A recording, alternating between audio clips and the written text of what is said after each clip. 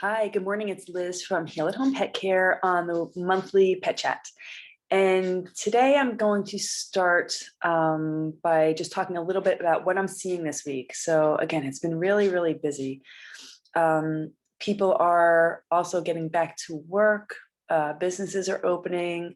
Spring is starting. Everything's opening up. And if you've been listening to any of my other talks, or reading my newsletters, spring is upward energy. It's the liver and gallbladder season, which we'll talk about that in a little bit. It sounds strange, but it's upward movement. And you can see that in the leaves coming out on the trees or the plants coming out.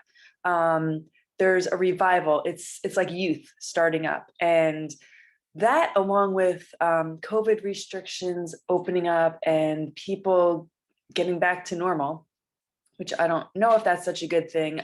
Normal's okay, but our normal before was not normal. And I'm just hoping that the world learned some lessons from this past year. It was really tough. And it was really tougher for some people more than others. There was a lot of loss, a lot of uncertainty, a lot of anxiety. On the other hand, there was a lot of going inward and coming back home and maybe putting our efforts into helping neighbors and friends and family and being more local. Our pets at home, I think, certainly enjoyed this past year with being able to spend more time with owners and maybe getting outside more and doing more engaging things. So normal should be shifting a little bit, in my opinion. And we should be taking more of those cues of settling down and not just jumping back into things. But anyway, so what I'm seeing this week is a lot of activity, both in the environment, in the season, and in pets. I was at one house this week, and these cats that are very docile, they come and greet you at the door. They're very calm and they are very inquisitive. One of the cats started changing a little bit and started kind of attacking her sister, and there's some hissing going on, and that's not like them. And my suspicion is there's nothing really going on in the house. One of the cats is a little bit off, so they might be picking up on her energy because these cats are very close, but also outside, there's a lot of changes in the weather. There's some wind, there's some rain, there's some heat, there's some cold. There are also a lot of birds out, and you'll hear birds at night sometimes chirping, early in the morning. They are making nests. They're looking for food. There are baby birds that are going to be chirping. There are other animals out and walking around and nesting, and they're getting ready to be breeding, and there will be baby animals out. So the cats are sensing that. So I think there may be other cats coming around also because of that. So I think the cat is sensing something outside.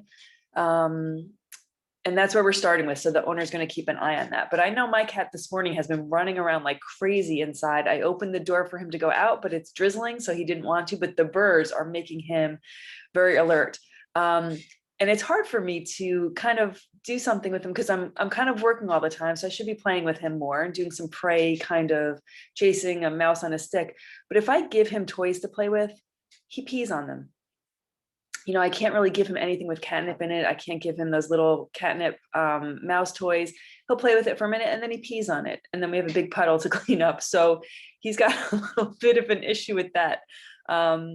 You know, if he could just understand that that's not what he does, but he's doing that for a reason. He's doing some kind of prey instinct. He's marking it. So be it. So we'll figure out something else for him, but he does like to go outside and just kind of watch the birds. So let's see. So I'm seeing that kind of behavior going on. Please be mindful of your pets as you start to go back to work, and give them plenty of time, either getting up early in the morning, giving them a good walk, or some one-on-one time. When you get home from work or when you get home from wherever, just give them some attention. Before going on social media, before doing anything like that, give them some attention. So we had a question this week from Jeff. And this is about his dog, Rosie, who is, I'm going to say, a teenager now. He adopted Rosie within the past year. And he says for the last week or so, she hasn't been attacking her food in the morning. She usually starts eating around midday. On some days like today, she is voraciously eating grass and sometimes puke it up, but not always. What do you think? So I just kind of sent a little follow up to get a little bit more information. Are there any diet changes that you've made? Have you been adding any foods in that are different? Has she been getting into anything? Rosie, I think, is like a hound mix kind of dog, so they can be very mouthy and they can tend to get into things. So no diet changes, and she's always into things, but I don't think anything harmful. I know she did get into some sponge with some soap a few weeks ago, and she did okay with that. She usually catches up with her food by the day's end, but she starts eating much later. And then she's eating grass early in the morning, and then she's puking. So actually, that's very timely. She's in season. Her body is responding properly to the season. And it's normal. You don't want to ignore things like that if they're going on for too long, which I would say, if she's constantly doing that, there's probably a reason and there's an issue. But as the season changes, my dogs, I actually just took a video this weekend that I was going to share with you.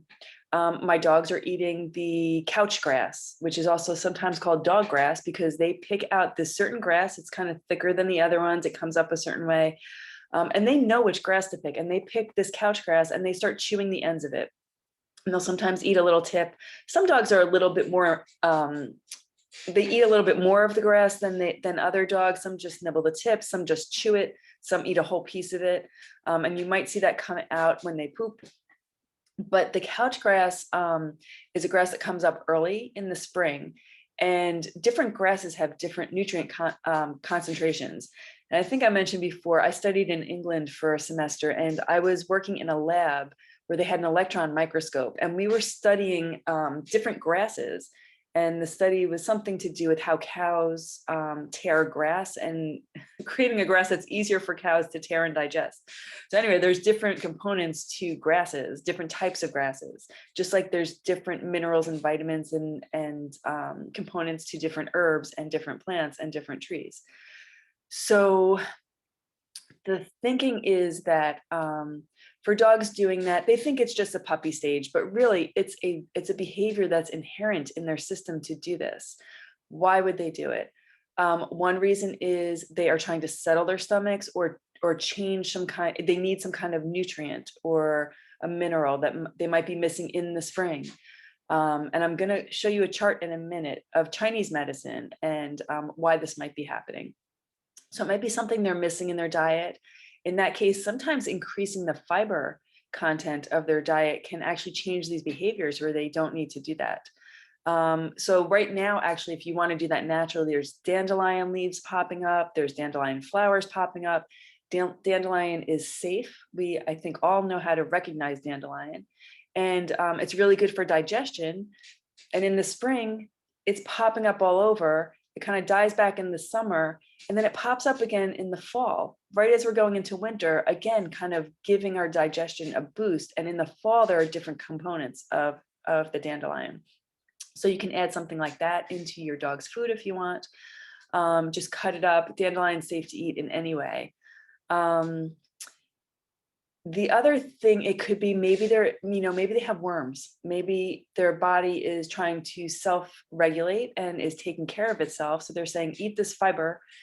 There's a little bit of maybe an over-colonization of worms. I think everyone, even humans, have a certain amount of worms in their system, believe it or not, which is natural and normal. But if it over-colonizes because of either poor digestion or age or poor diets, it can throw the balance off, and these dogs are saying, I need some extra fiber. So it could be something like that. You could have a stool checked by the veterinarian and just see if that's one of the reasons.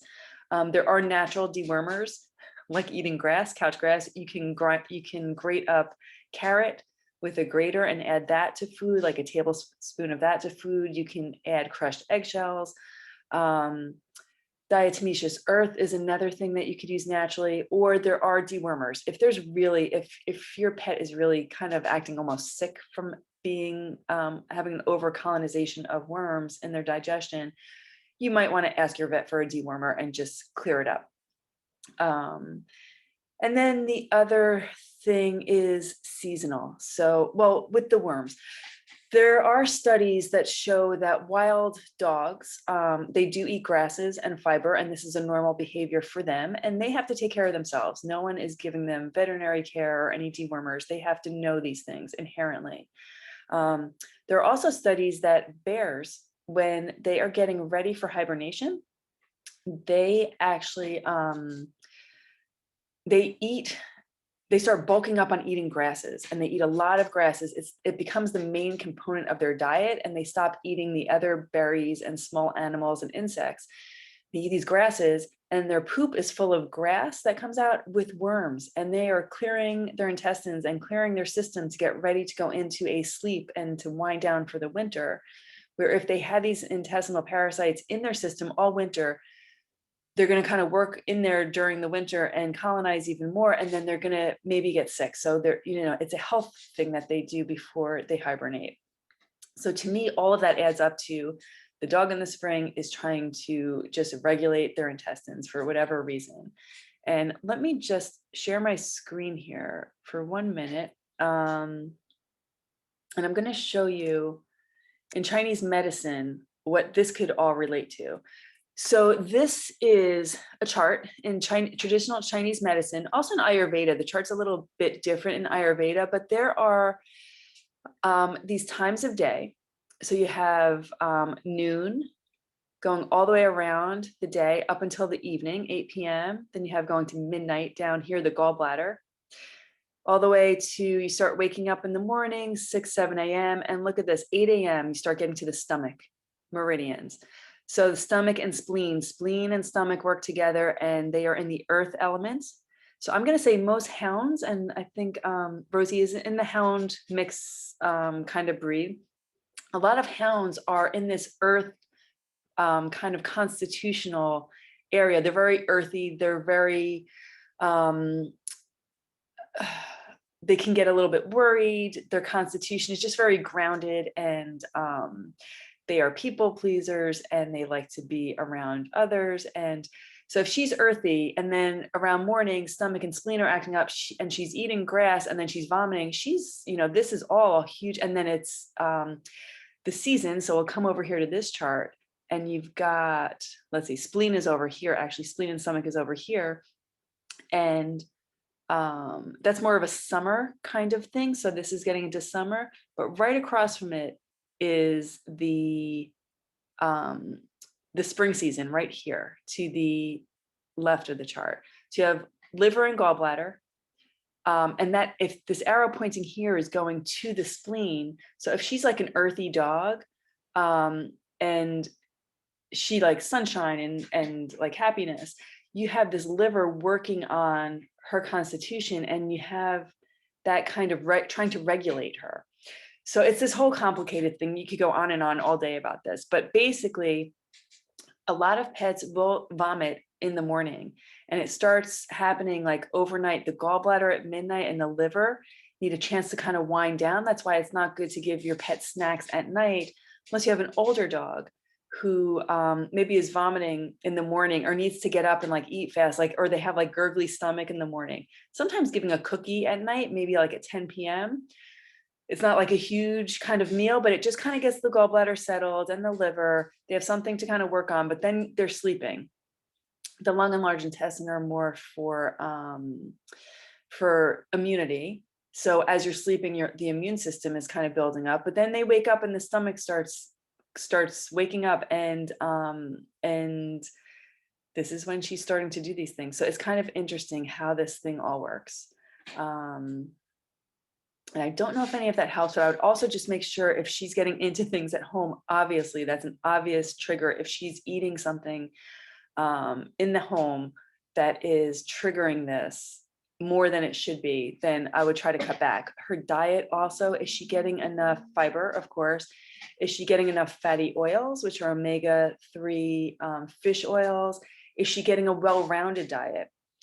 This is another thing that's popping up now. So if you are on social media or on any of these groups, these pet wellness groups, or get newsletters, you're going to start to see a lot of veterinarians. And I don't know if it's coming from the pet food companies like the Hills and the prescription diet ones, Royal Canin, Purina.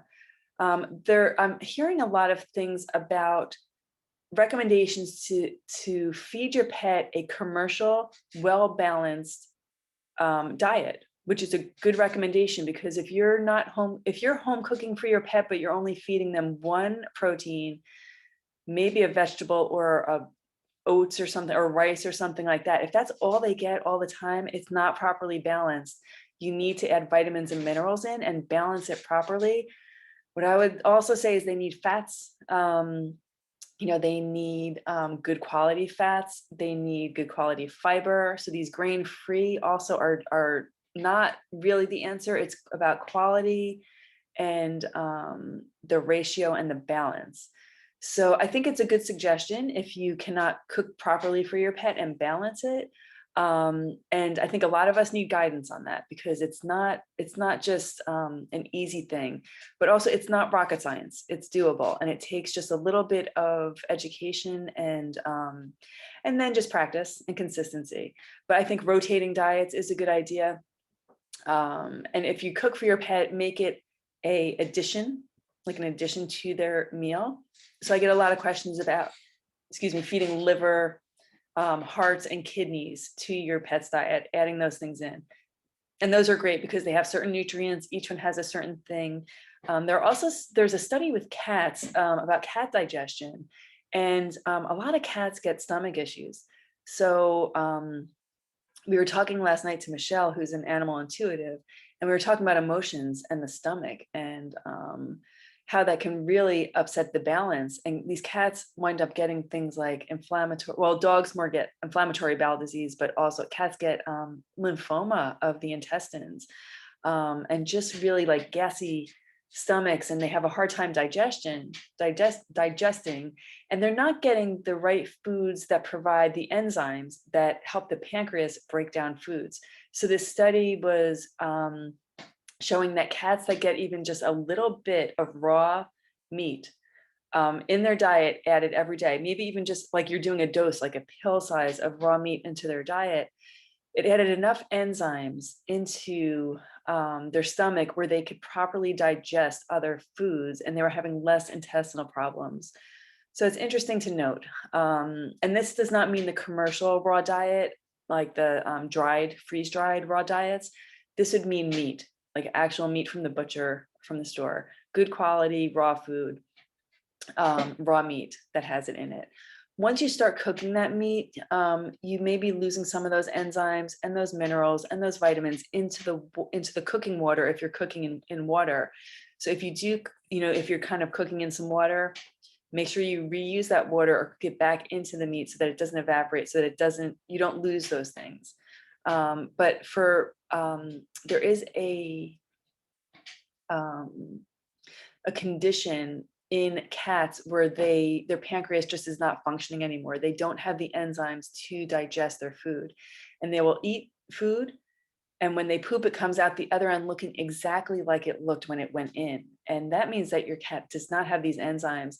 And one of the old school treatments for this is to feed pancreas to your cat, and just very small amounts on a daily basis. With every meal, you just put a little bit in, and that provides enough of the enzymes for them. There is a medication for that called pancreazyme, interesting, and it's a powder that you put in your pet's food.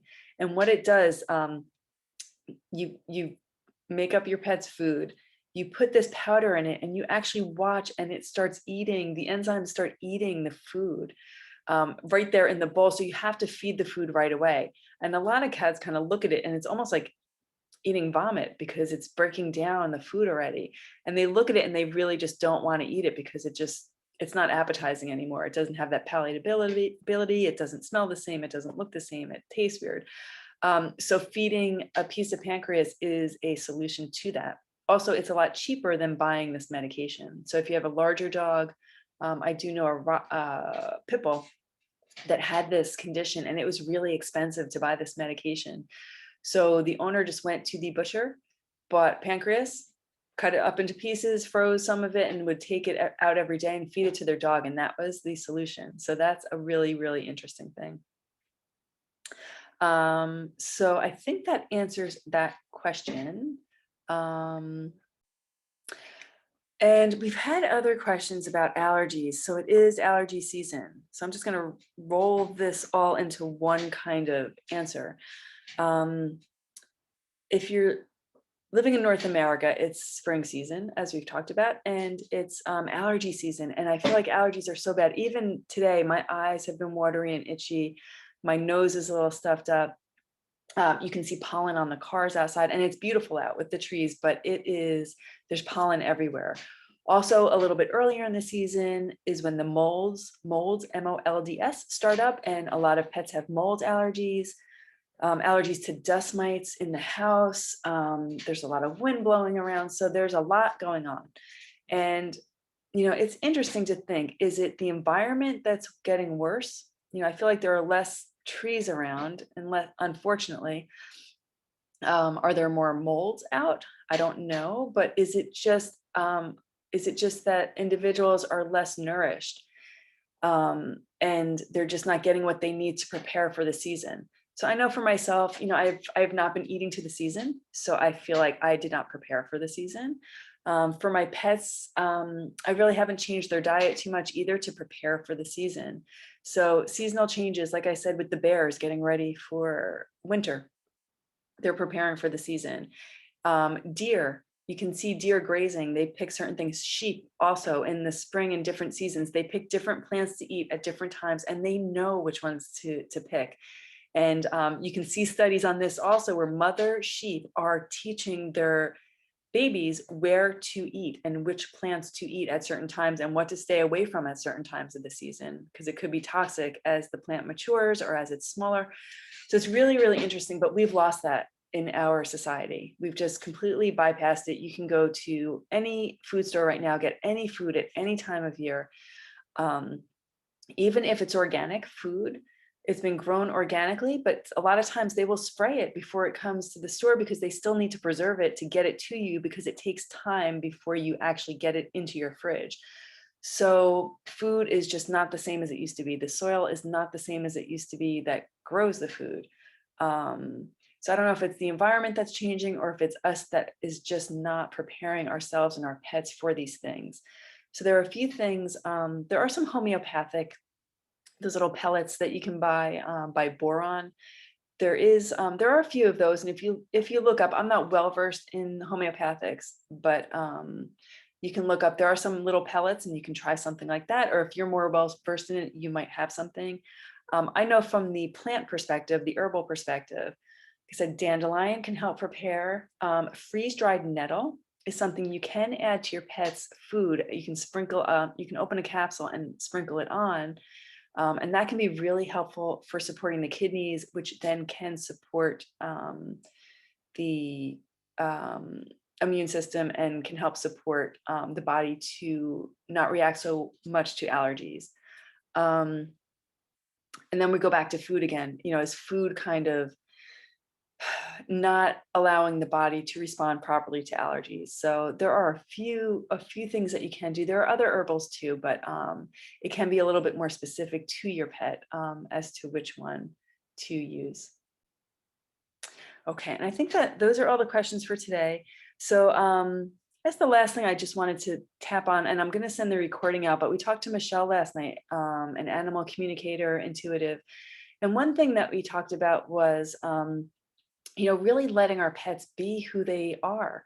And I think us, if you're watching this, you're definitely, doing everything that you can for your pets and you're in tune with them. But I think sometimes we try to dictate to our pets how life is going to be for them, because that's how things work in our households. And we want things to be a certain way. And we determine the schedule. We determine when they're going to eat. We determine what they're going to eat. We determine who they're going to socialize with and when they're going to socialize and if they're going to socialize. And we determine if they're going to get a walk or when they're going to get a walk. We determine if, for cats, if they're going to be indoor only and what we are going to supply them with so that they are stimulated mentally and socially. And we determine what they're going to eat. Also, one of my dogs does not like certain foods, and she kind of was on a protest for a while because I kept feeding her. I'm like, this is good food. You should eat it. You're going to make you eat it. But then I realized she didn't want that food. Her body is different than my other dog who loves vegetables. She hates vegetables. So I put a few in, but she loves meat. So I give her more meat. Um, it's listening to them and not fighting with them. So if you're struggling with your pet with something, even if it's giving it a medication or food, or if they're behaving badly, step back and listen to them, because there's something that they need and they are maybe not expressing it to you, and so that you're hearing it, or maybe you're not listening. But do they need more playtime? Do they need more time with you? Do they need more outdoor time? Do they need a different food? Do they, whatever it is, but listen to your pet, and just see what it is that they need so that they can be happier. And that makes everyone's life a lot easier. Okay, I hope this helps for this week, and I will see you next month. Send me your questions and have a good month of May. Okay, bye.